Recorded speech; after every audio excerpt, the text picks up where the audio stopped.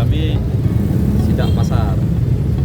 Pertama untuk ngecek stabilitas harga ya, harga bahan pokok. Kemudian yang kedua melihat fasilitas pasar, terutama drainase dan kemudian keluhan-keluhan lain di pasar, di semua pasar badan usaha. Jadi kita keliling untuk melihat secara langsung dan mendengarkan secara langsung sehingga tahu apa yang harus kita lakukan ke depan. Termasuk tadi melihat dari semua jenis barang yang dijual, dari 15 item yang ada dari Aceh Barat itu cuma 2 item. Jadi sehingga ke depan ini bisa kita lakukan. Tanaman-tanaman ini kita tanam, kita pasok sendiri dari Aceh Barat sehingga itu meningkatkan perekonomian, pendapatan per kapita dan juga pekerjaan baru.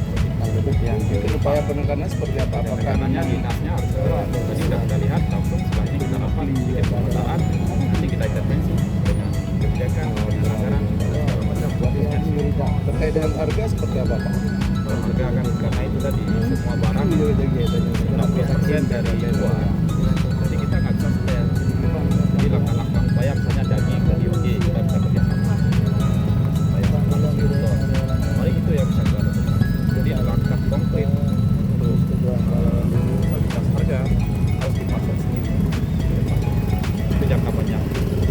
Terkait drainase seperti apa, Pak? Apakah juga ke depan akan dibenahi juga? Ya, drainase kita akan lakukan normalisasi saluran untuk air, kemudian saluran drainase kecil ini supaya tidak mengendap kotoran-kotoran ayam yang tadi itu sumber penyakit. Kalau misalnya hujan deras, airnya tergenang meluap ke ini toko-toko masyarakat. Dengan masih tingginya harga barang, ada tidak upaya ke depan akan dilakukan subsidi ongkos angkut mereka